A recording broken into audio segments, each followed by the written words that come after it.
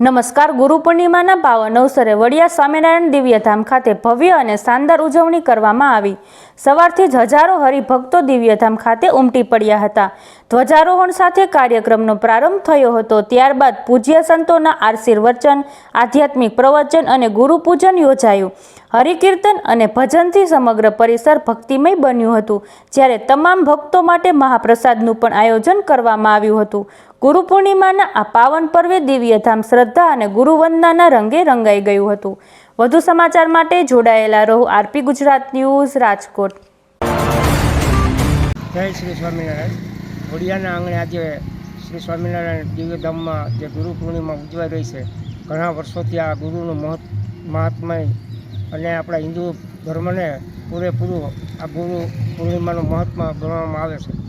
કારણ કે ગુરુ એ જ આપણું જ્ઞાન અને ઉદ્દેશ આપનાર વ્યક્તિ છે.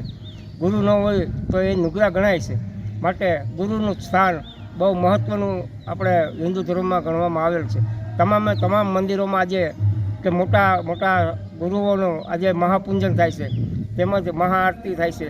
ઘણા મોટા કાર્યક્રમો પણ થાય છે. અમુક જગ્યાએ સંતવાણીના મોટા પ્રોગ્રામો પણ થઈ શકે છે.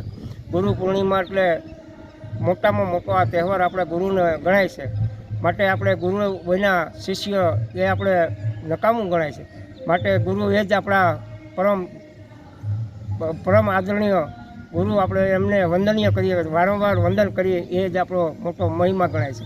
ગુરુ પૂર્ણિમા એટલે કે આપણે ગુરુ એ જ આપણા મહાન મોટામાં મોટા વ્યક્તિ ગણવામાં આવે છે.